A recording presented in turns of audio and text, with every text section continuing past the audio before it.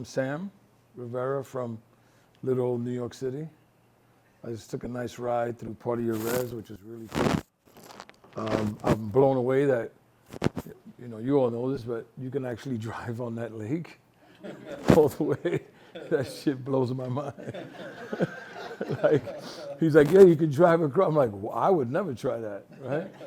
And yeah, I was blown away by that. So I want to talk a little bit about what we do, but I also want to show you a couple of short videos. There's one I really want to get because it gives you a view inside to the program. Does everybody know what the program is I'm talking about? No, okay. So it's a safe consumption site, overdose prevention center, which means people are allowed to come in with their own drugs and use those drugs in the presence, in a room about this size without staff in it. Does that sound crazy? With our, I'm sorry, I have a New York accent, I guess, right? Let me talk a little slower. With our staff present. So we're in the room, people come in with their drugs, and depending on how they're going to use, they're going to inject, snort, smoke, depends on what they're using. Why? Why will we do that, right? A big part of it, the most important part of it, is to keep people alive. Especially now when overdose deaths are at its highest, although we've seen a little decrease. I'm not throwing a party yet. Too many people getting excited, like, we're doing so great. It's still over 100,000 deaths a year unnecessarily. We've been open 4 years. We've had now, actually, I found out this morning, about 2,006 overdoses in the rooms. We respond to every overdose. We've had nobody die. So we keep proving to people that no one ever has to die of an overdose again, ever. These programs have been running around the world since 1986. So we're new to it. The United States just got in it. And so also a big part of it is that people aren't using in the community anymore, in their homes alone and in those places. They're using in a place that if something happens to them, we're able to respond. In addition to that, or bigger than that in many ways, is all the services we have in the space. So if someone comes in to use, they're not just using and leaving. They're getting an acupuncture treatment or a massage session, all free. So if you're in New York, come get a massage, we'll hook you up. I won't massage you, but we'll get somebody to massage you. We're in the process of opening a barbershop and salon.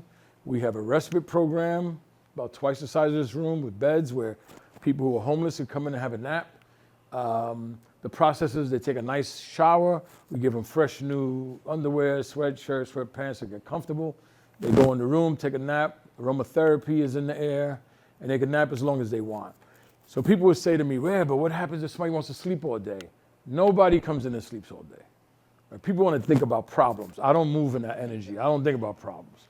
I know factually that people will come in and sleep a few hours. Think about when you're really tired and you go home, you take an afternoon nap. It's not 6, 7 hours, right? Maybe an hour for most people. But for our people, it's about 2 to 3 hours. Take a nice nap. They come out of that. They want to get something to eat. They want to get some clothing. They want to see their case manager. They want some honey. We have bees on the roof, on-point honey. So when you come visit, we'll give you some of our fresh, excellent honey. So all those services are happening within the program. And I'm going to try to find this link that shows you, I don't know, I put the name, but we'll see.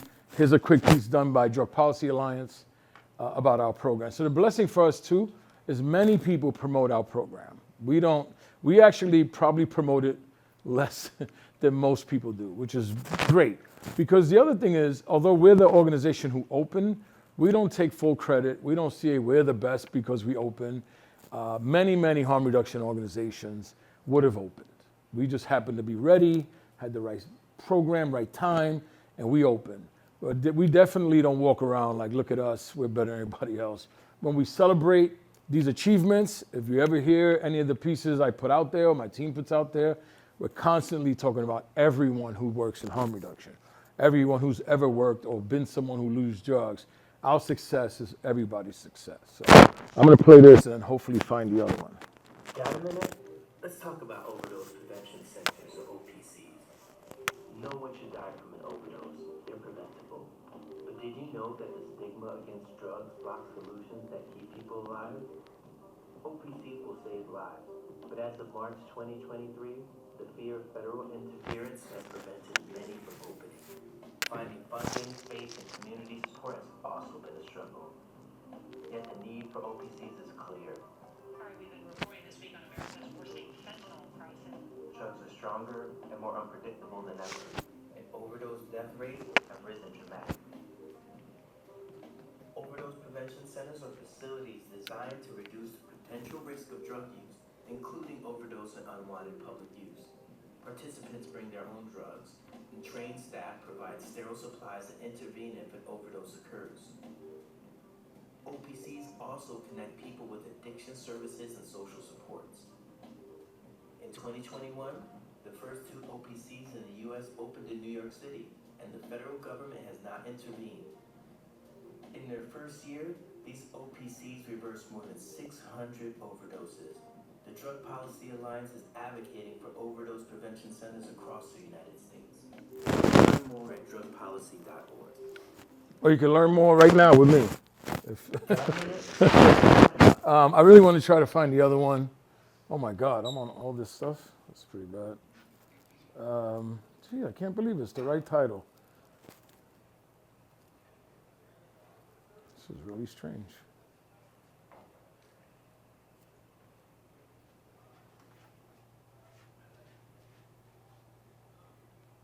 See if that does something different.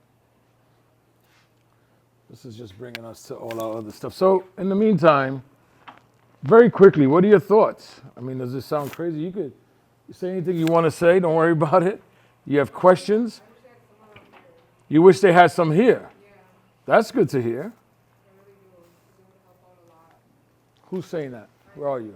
It would help out a lot. Any other thoughts from other people? Yes. So I'm pretty sure you said like, so like when people are coming to the center to get high, they go in booths or rooms. Yeah. How do you know they OD? Oh, right. God, man, where's this thing? Okay. I can't believe this. I put the exact title. Oh my God, I was really fat. So they're with staff. I was really fat. Right? Is that what you said? Is that why you said that? Who said that? Somebody was like, was that, you heard that? You heard that, Boone? They were like, was that you? I'm gonna talk New York. That was kind of fucked up, man. Like, ooh, is that you? Yeah, that's a bad fucking picture. Moon, man. Look, I look a little better here, no? God damn. Moon, they came for me, Moon. Okay, so I really, this is weird that it's not coming up because that's the exact title.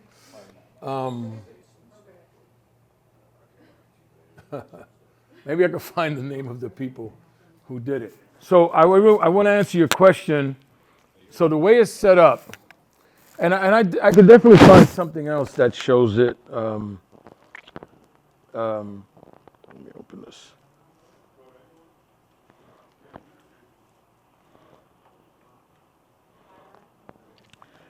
The way it's set up is, say a room this big, you're going to have booths on either side. In the center is going to be where our staff sits. And then behind that, and I'll see if I see something here. Behind that is where you sort those supplies. So before someone enters the room, every time they come, they tell our team what they're using, specific drugs, how they're using it. What does how mean? Injecting, snorting, right? How much? If they weren't using with us, where would they use? It's important, right? Because when you say it's important to have a program like this, imagine people in the neighborhood or in the res who's like, we don't want it, but then everybody's reporting I would have been using behind the school, or I would have been using, then the people in the res go, oh, wait a minute, it's great to know, yeah. Is that mandatory? Mandatory. For them to You got to answer those questions. And they're fine answering them. They're actually pretty cool about it. They're like, I mean, it doesn't have their name attached. And I should have said that. It's an anonymous program. Here's the interesting thing. It's an anonymous program, which means you could give us any name you want. 97% of them tell us exactly who they are, their name, everything, because they trust us. And in fact, we become their point of contact, where they receive mail. We actually allow people to receive mail there, because here's the problem with the systems, right? If you want to be housed, but you're homeless, you need a place to receive mail. Wait. I'm homeless. Right? I'm homeless. Where do I receive mail? You don't have a... Stop telling me things I don't have. I'm homeless. Where would I receive mail? New York City is a big game like that. So we allow people to use our building as like a residence. so they can receive mail. So, and even people who are anonymous, they can still say, my name is Mary Poppins, but then when they go to get mail, they will give us their real name, and that's separate. We don't even cross them. It's not important for us to know people's information if they don't want to share it. So yeah, that's mandatory, right? So where will you use? Did you have any police contact? That's important also because we have a relationship with NYPD, and if there's a warrant or something, we can support you. Now, this is huge. You're talking about a harm reduction organization having a relationship with the NYPD, having a relationship with the DA in New York City, in Manhattan. In fact, the DA said very clearly to all police in the city, if you bring someone in front of me because they're using drugs, I'm going to send them to On Point. I'm not opening a case. I'm not moving forward. I'm going to take them, refer them back to On Point because that's where they should be. So, yeah, so someone enters the space, and then depending on what they're going to do, if they're going to use at a booth, they get appointed a booth. When they're using, we really don't pay much attention. It's not our business, their personal thing, although at this point they've been there so long, they talk to the staff. They're like talking while they're injecting. It's the big thing is after they use. So someone just used, now we monitor. So when they're sitting, there's a mirror. We can see off the mirror. We can see them. They can't block the mirror. Most times they use and turn to us and talk to us anyway. Or if it gets a heavy hit, they're going down, right? Head going down. The team's monitoring. Multiple people in the room. There's an RPIC. It sounds like a cool name of a position. It simply means responsible person in charge. Sounds much better as an acronym, right? I'm the RPIC. Don't ask me what it means because it loses the coolness, right? So that person, I want you to think of it like if there's an incident or like an emergency room and the team responds, the head nurse sits back and starts to collect the information. What's the heart rate? What's the oxygen level? All of these things. Our staff, who are primarily non-professional people, so they don't have degrees, many of them are people with lived experience, some of them might still be using. Yes, I said that out loud. Some of them might still be using. They are trained to respond to an overdose at the level of an RN. In fact, there are nurses who come in and say, I would never respond that way. I'm not even trained to respond the way you are. So what does that mean? Someone starts overdosing. We know they're overdosing. Every staff member around their neck has a pulse oximeter. You know what that is? Checks oxygen levels in your body. Because in an overdose, the number one goal is to remove enough opioid off the brain. That's it. We make it much bigger than it is. But basically, the brain has too much opioid. It starts to impact your ability to breathe, shutting down your system. We want to remove enough off of it so that you're breathing on your own. It's really that simple. So someone overdoses, we lay them down on the chair, called the chair drop, different ways we call it.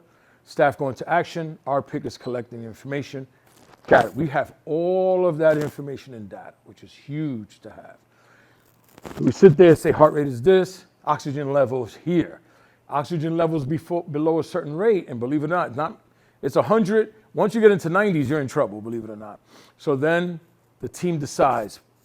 They start with a bag, ambu bag, check an oxygen level. We go to oxygen. Oxygen protocol is the number one tool we've ever had in this work. Does anybody here use oxygen during an overdose? I'm going to answer for you. No, you don't. Right? We do. And it's a protocol that now we're sharing across the country and training people on. In fact, our outreach and public safety team now, in their vehicles, have oxygen. Now, they're not able to necessarily use it during an overdose because they weren't necessarily there on the onset. So they don't know how long the person been in an overdose.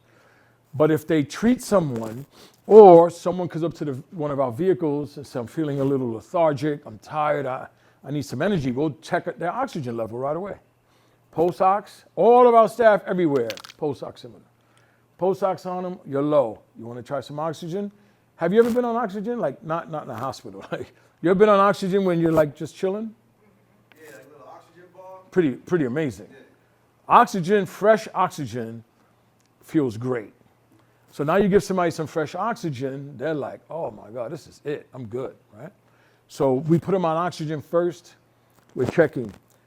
If we use naloxone, not Narcan. If you use naloxone, not Narcan. Narcan has made billions of dollars off our people and haven't given us a dime. Narcan is not a medicine. Narcan is like a bag. This is Oakley made the bag. What's in it ain't this. So Narcan is just the apparatus that holds the naloxone, but we've all been calling it Narcan as a medicine. So example, what's a jacuzzi? Come on, it's not a test, right? But do you know that a jacuzzi is a company? But we call every hot tub a jacuzzi. That's some amazing, amazing marketing. What's that skate that has only the wheels in the middle? What's that called? Rollerblade. No, it's not. Rollerblade's a company. Shit's deep, right? Right? Rollerblade's a company. Narcan is just the capital. That's all. Yeah, okay, good. I like that one. Right. It's a good analogy, right? So actually they're called inline skates. I knew that, right? I still call them rollerblades. But that's power in that can make you very successful. Kleenex. Can I have a Kleenex? Kleenex is a business. It's not. It's called tissue, right? But we call it Kleenex. So anyway, so we never use, we have it in the room just in case, naloxone in that Narcan apparatus, 4 milligram, if we were to have multiple overdoses at the same time and we couldn't handle it. In fact, we probably wouldn't do that either. We would get on the radio and get more staff to go in the room and support the team. Now imagine this is one room in an organization with multiple services. So in that room, we have 4 or 5 staff members. Outside of that door, we have 45 staff members. So if they needed help, if they got on the radio and I'm in my office and I hear it, I'm heading down. So everybody's heading into the OPC to help if we had that. Can it happen? Yes. Has it happened? Twice, I think, where we had a batch. What we call bad batch. We had a batch in the neighborhood where people were getting, at this time, there was a time for about a month and a half where we were getting high rates of fentanyl, 30%, 27%, 18%. And by the way, we also have drug testing, so that's how we know. And not strips, not strips. We don't, strips for the most part, don't get mad at me, strips for the most part are a joke. And I'll tell you why I say that. Oh man, I'm being recorded, damn. Why? I'll tell you why.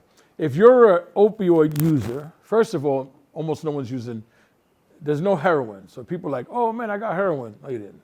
You got fentanyl mixed with some other crap and other crap, right?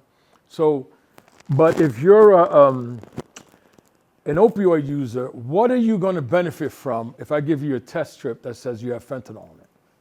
Nothing. It doesn't tell you the amount, which is where the fear would be. It just tells you it has fentanyl, which you knew already.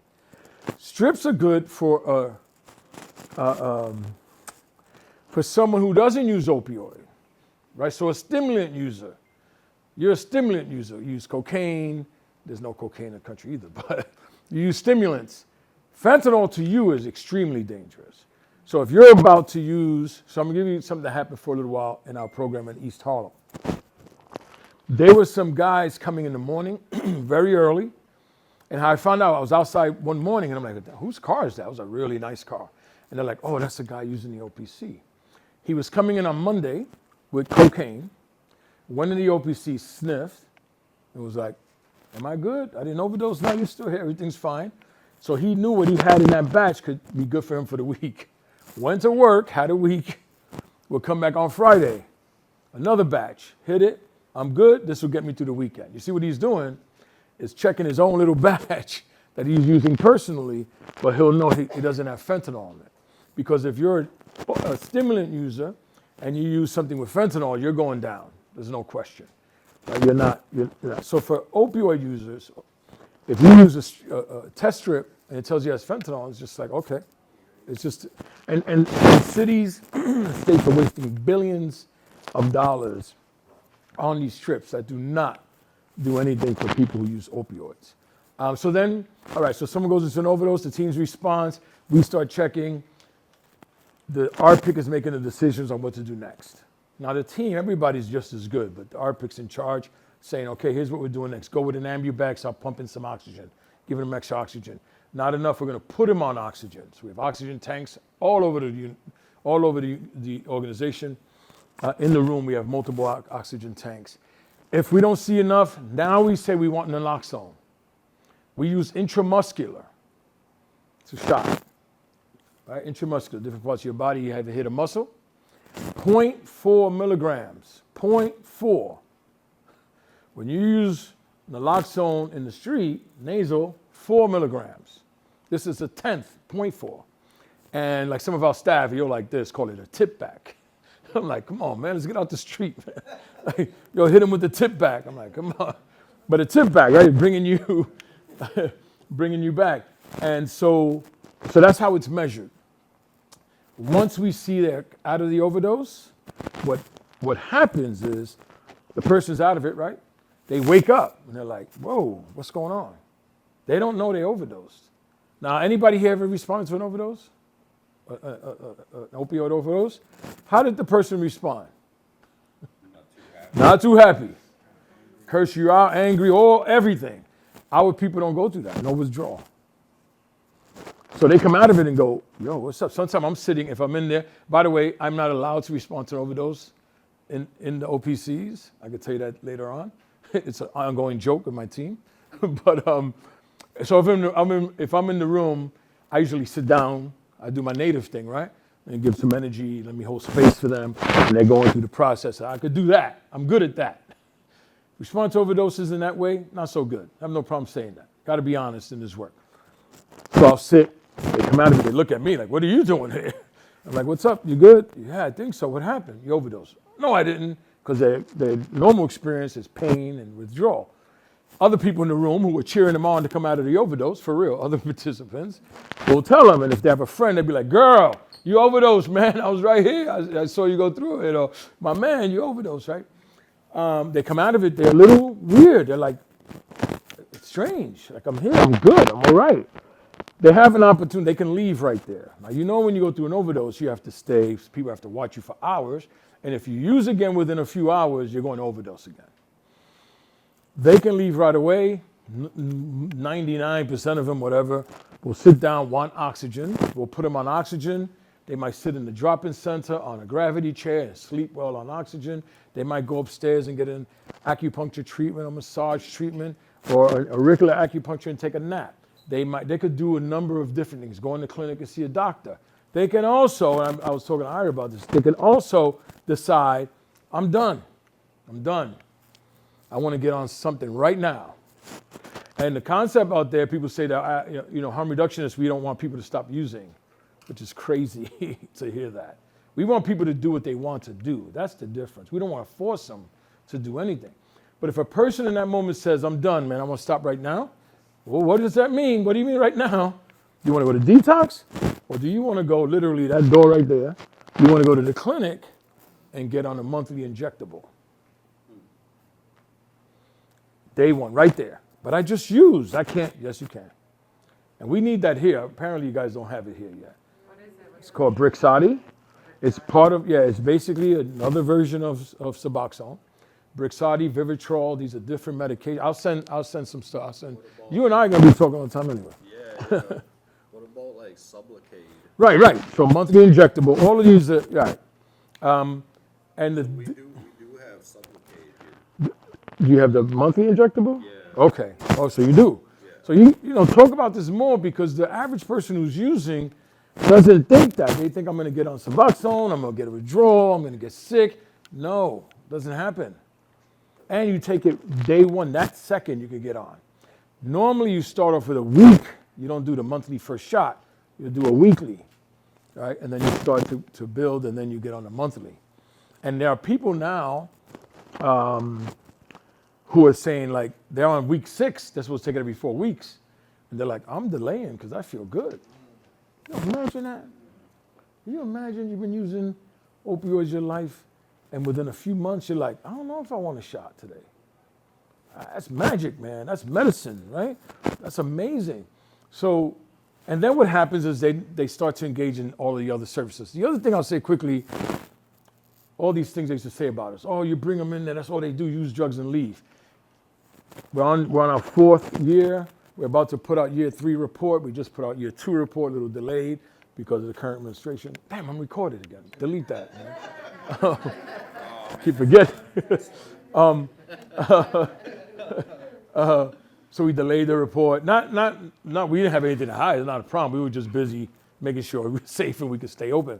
So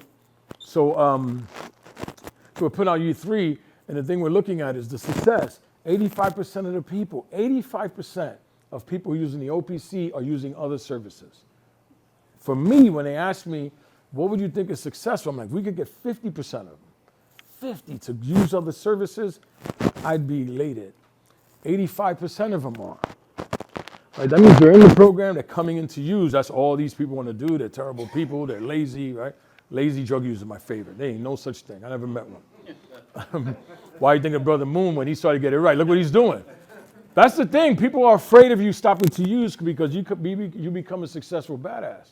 I've been telling you about this, right? We've been spending some time together.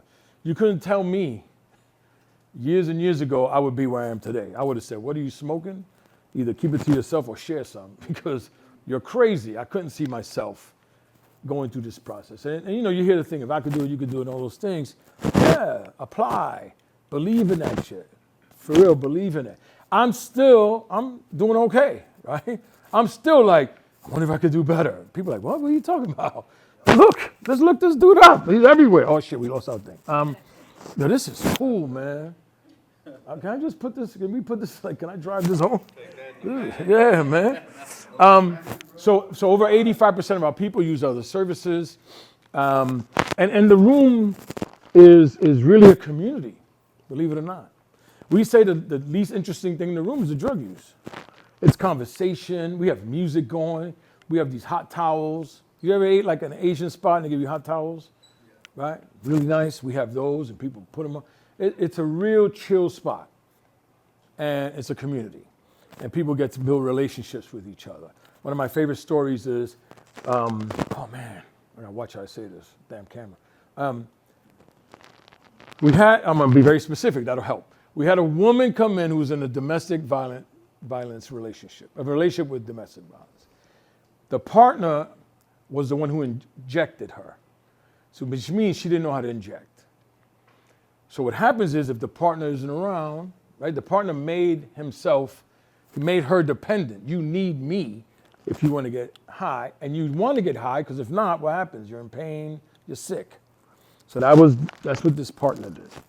She came to us, comes in the OPC, we see her about to use, we're like, she don't know what she's doing, but we know she uses. This isn't like she just came in to learn. We know she uses, but didn't know how to do it. Like she was like, I think it's like this. We're like, wait a minute. Staff support her. Uh-oh. What do you mean, staff support her? So what do you want? You want us to let her go and use in the street alone, dangerously, inject wrong, overdose, etc.? Or do we want her to be well? Team steps in, supports her on how to do what she needs to do. This happened for a little while. She doesn't want to go back to this partner, so she's in a shelter, hiding from him. A few months go by, one of our women who are in the same room talks about her roommate moved out, right? Her roommate moved out, she's there alone, she got to figure something out. The woman in the relationship who's left that relationship ends up becoming her roommate. They're still roommates today and doing really well. Like that happens because of the room.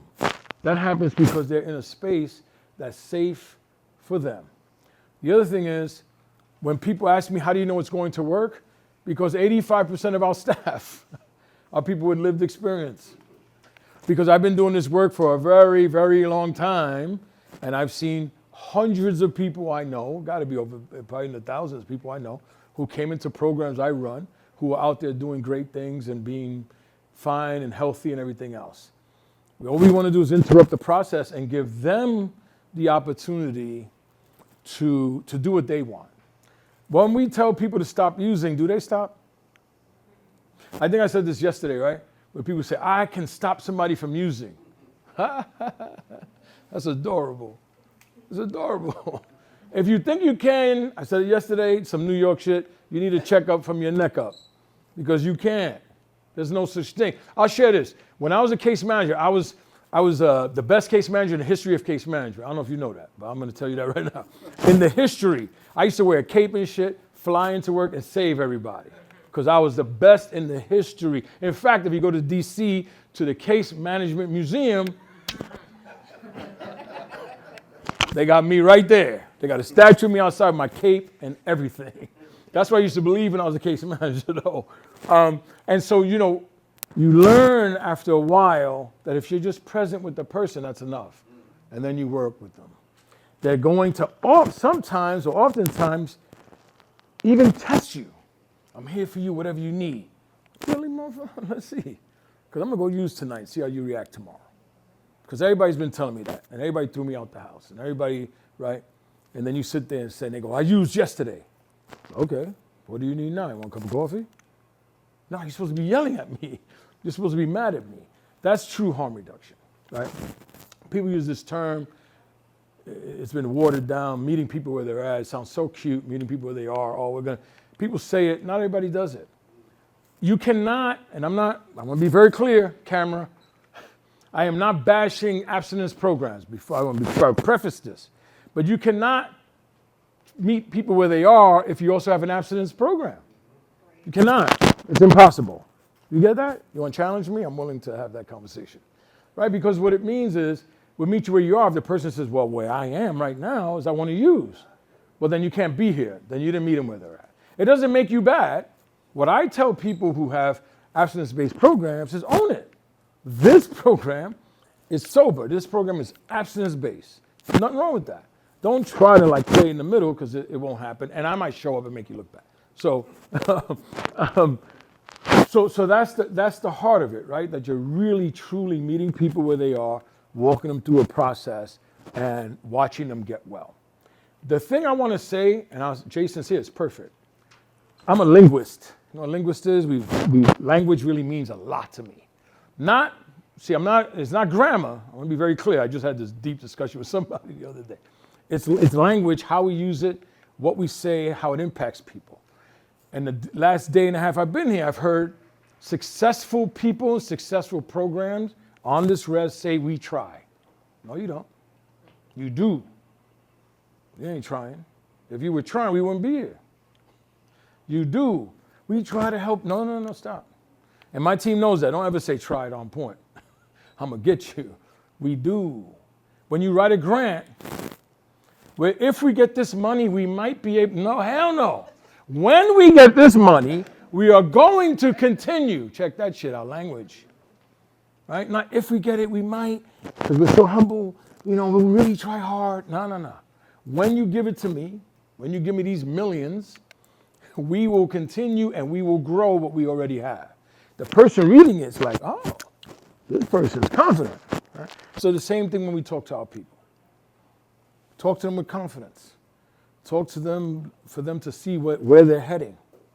Right? Talk about that. A tool, yes. So does your Yeah, by the way, cut me off at any time. Thank you. Does your grant money supply oxygen and shot, or does it have to have You're good. You should be in another room, girl. You're making it hard. So, great question. Really, really good question. OPCs are, there's a big debate, and I'm one of the main people debating this.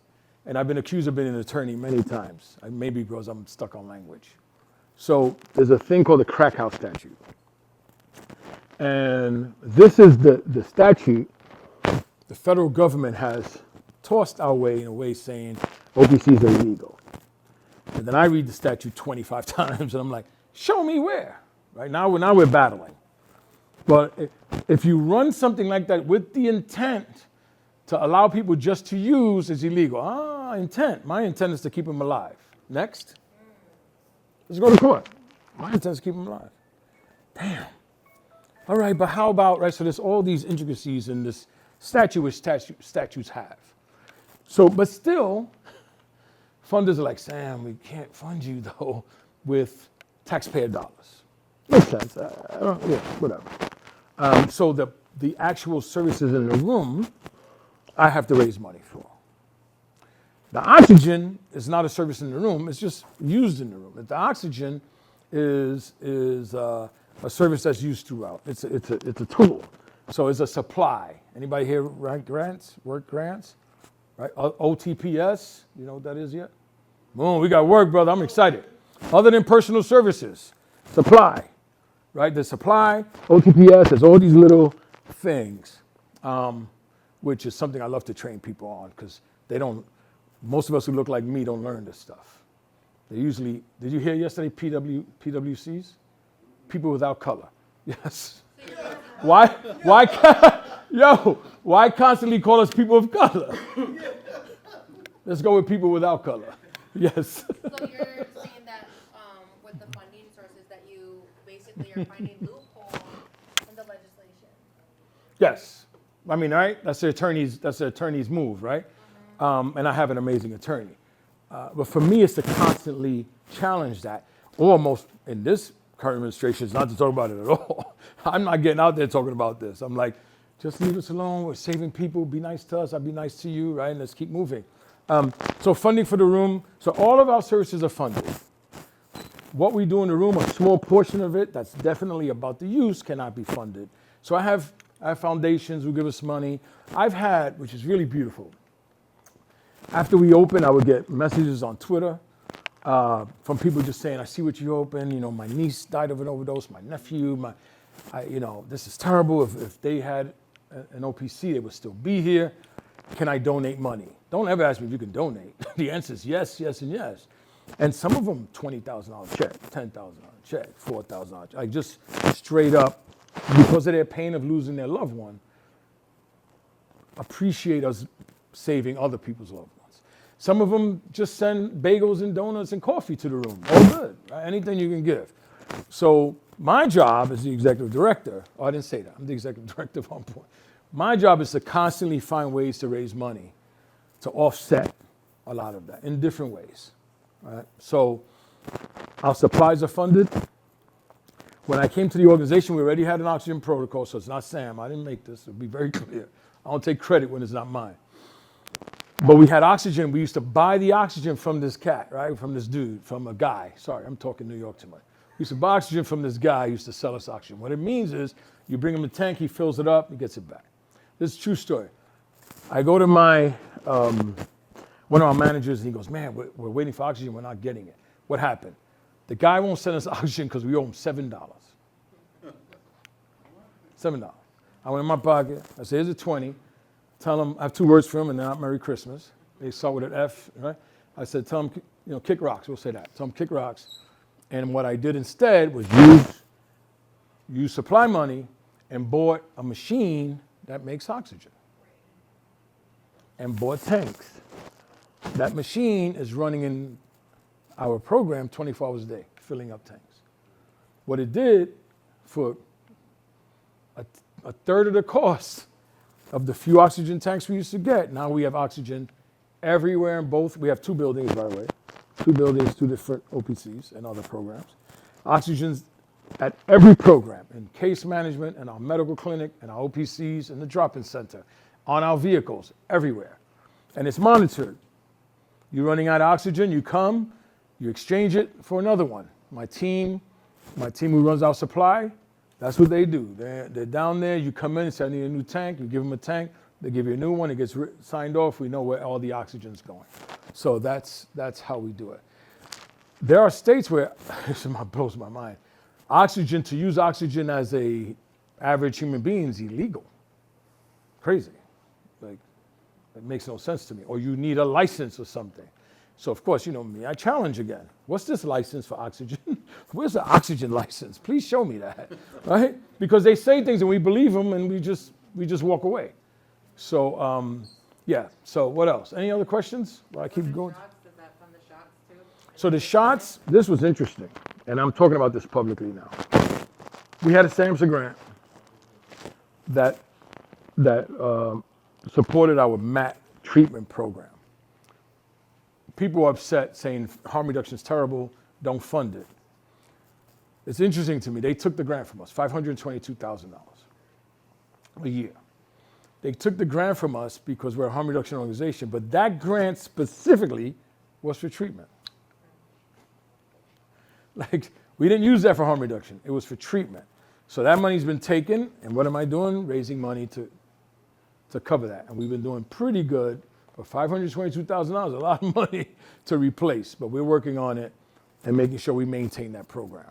So when I've had yesterday? Oh no, I was at the airport the day before. I was on Zoom with a visitor. A congressman came to our office, and I was talking to him about it, like literally at the airport. Everybody's listening to me. I'm talking loud, little airport. Yeah, I need a lot of money. They took $522,000. And it went well. You know, he looked at it and was like, wow, this is terrible because this is an attack. It's an attack. It's not it didn't make sense for them to take that kind of money. They should be up here.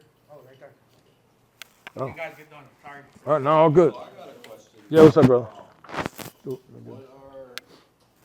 some of the ways that you do fundraising? Like, what kind of events do you sponsor the events or something? I don't do any events. I just don't. So you guys have a fundraiser? No. We don't do fundraising events. And I'm not saying they're not good. For us, organizations in New York City do these big galas. I always go to them. I say, how much money you make? Well, if you made money, you wouldn't say, well. It's, to raise money is really challenging. And we don't have the capacity to have like fundraising events that pay off. If I have an event in New York City and I rent a room, there goes my money. So much money. And because we're not the sexiest thing out there, we're harm reduction. If you look at 501c3s and services, right, reentry, but oh man, they don't fund us. Where do you think we land? At the very bottom. Very bottom, harm reduction. Like, oh, these are the people that let people use drugs, right? So not a lot of events and things like that. I definitely have a team that does some fundraising activities like mailings and sending people out and posting maybe something I did and saying, as you can see, Sam Rivera talked about this, or our team talked about this and the impact we're having. Please donate, like that. So Not is it- events or Is it similar to like how DPA sends out the emails Yes. and things like that? very, yeah, perfect, yeah. And DPA sends it to me, and I'm like, bro, I'm trying to get money. Why are you asking me for money? Yeah, I get those all the time. But it's cool. They like, match it, right? Yeah, they match. Before time They match, yeah, which is really great. And how you do match, we're going to talk, brother, for real. How you do match work is when you find somebody who donates and they have some decent money, instead of taking it all in one shot, you can say, well, how about we do a match? So that, because then the person giving feels good. Like I gave 200 and it was 400 because that donor matched it. Makes it a lot more, it just draws more people. Yeah, it's more appealing, right? Much more appealing. For me, my fundraising is 99% grant writing, 99%. Writing grants, right now in the middle of writing a grant. I don't have a grant writer. I'm not saying you should. I worked at an organization where we had a grant writing team. I don't, because again, harm reduction organization is just not worth it for me to spend the amount of money to staff a grant writer. They're expensive, which they should be. They bring in money. But I have a team, and I have people I've trained, my staff, who never really wrote grants before, who learned from me. And we have a really good process in place right now for writing grants. I have people at DPA I might shoot it to, look at this, right? We have an amazing partnership with DPA, very quickly. We don't have a policy team. And I'm like, I am not hiring a policy team when DPA is right here, and that's what they do. Why? So I go to Cassandra, I'm like, Cassandra, what are we doing? Okay, what do you need? Tony Smith, New York State, Director of New York State Policy for Drug Policy Alliance, works with us all the time. They're our partner. You guys part of the coalition and stuff. Oh yeah, oh yeah, oh yeah. Next Wednesday is the full coalition. The call? Yeah. Yeah. Which one are you talking about though? The DPA? Yeah, the DPA. Oh yeah, we'll be on there for sure, right? So yeah, we partner with them. Somebody had their hand up. Oh yeah, what's up, brother? Is your program based on the Vancouver state? Excellent, man, excellent question. Ooh, I just got goosebumps. Kaylin C. worked in Vancouver. She worked at Insight. Kaylin C was our senior director of programs when we opened the OPCs. So she, again, I don't take credit for what I didn't do. Kaylin C is the person who created that process. We worked together, but she was the lead on what it's going to look like, how do we build it out. Why create something new, right, when someone else already did it and it's successful? The blessing is, when you're doing it new, you can add a few things. People are going to open up after us and do things we didn't do, and we're going to learn from them. So yes, definitely from Vancouver, definitely from Insight, working closely with them. We even had the NYPD go to their police department to talk about the success. Just the same way people send their police department to New York to talk to them about our success and how we work together. The same way people have their health departments come to New York City Health Department and talk about why do you work with On Point in this way, so they can learn the lesson. But thank you so much for mentioning that. Yeah, we didn't create this, man. We definitely didn't.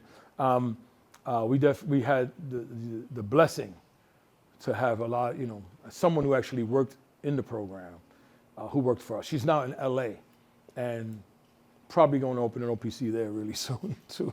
Well, when the time comes right. Yeah. I apologize, I missed the first part of your presentation, but it being in New York, where they say the city never sleeps. Yeah. Is this open 24 hours? Man, you're making me look bad. No. So man, I'm trying to come check Not you yet. guys out. Come, man. Not yet. We're not open 24 hours. And I'm very transparent. I'll be transparent why. Staffing is a challenge. And it's a challenge. I'm talking to people around the country. People don't want, what happened? People don't want to work. It's really challenging. Yeah. It's mind blowing to me. And I will never take a risk to open 24 hours until we're open now 8 a.m. to 11:30 p.m. So we're there, we're close.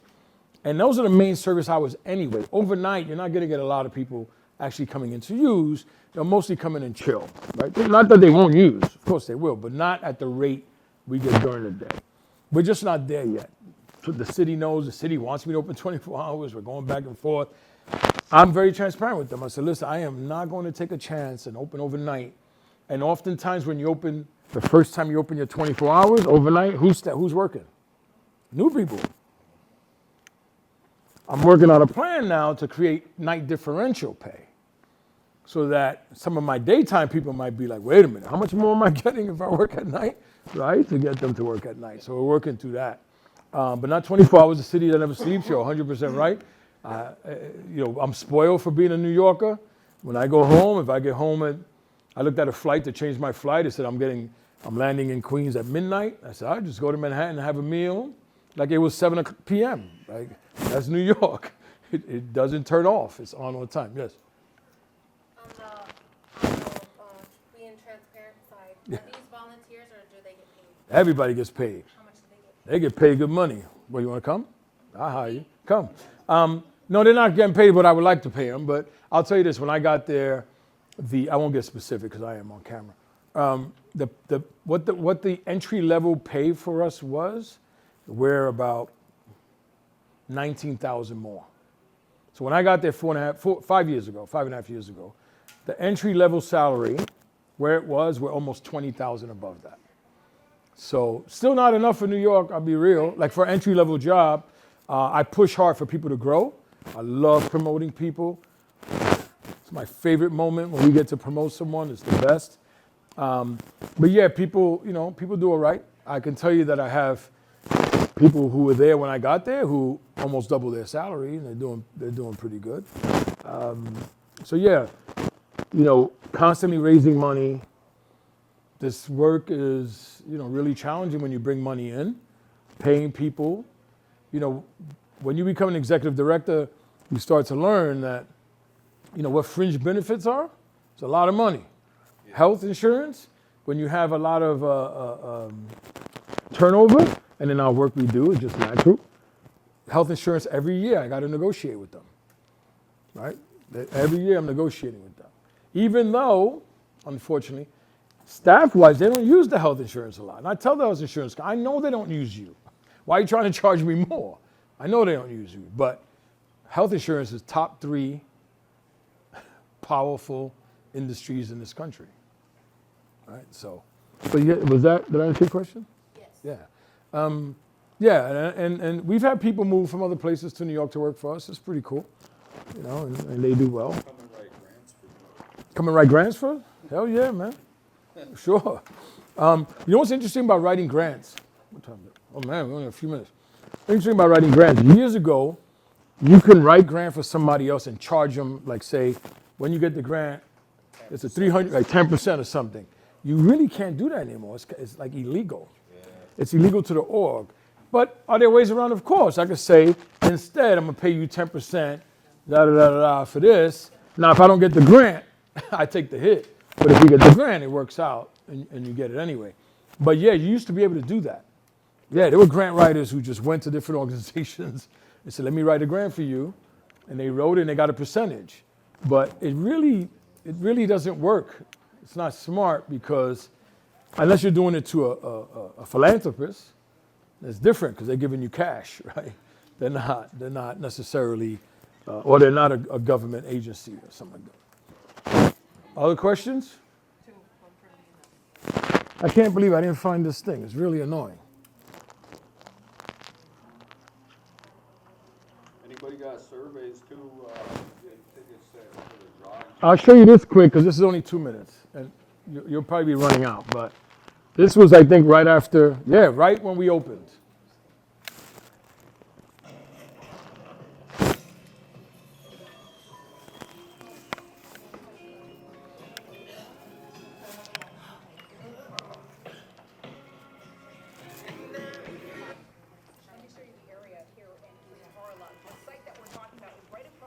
So watch this. This is what she's doing. This is called BS. She's talking about the school right across the street from us. Yes, right across the street. Please go on our website, onpointnyc.org. You're going to hear, 2 weeks ago, the associate executive director from this school at a press conference with us talking about how blessed they are to have On Point here. So this is the thing people do. They have a school across the street. I'm like, come here. Did you talk to the school? Ask them if it's a benefit having us here. We didn't open up after them. We've been here before them. How about that? Oh, you were there before? Oh, yeah. So, right? But even then, the school knows that our outreach, we have an outreach and public safety team, big outreach, about 35 staff members. And part of it is to make sure that the school area is kept clean and clear, making sure nobody's hanging out in front of the school. So this is what they do. They create these things and these dramatic moments to try to make us look bad. And every time they try, they fail. But they try. Doesn't really work out for them, but they try. Any other questions?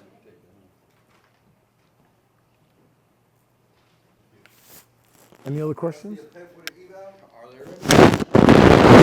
are like, kind of centered at like recovery or anything like that? There's actually, Like peers and stuff like that. oh, I know what I had to answer for you. I'm going to go back to that question.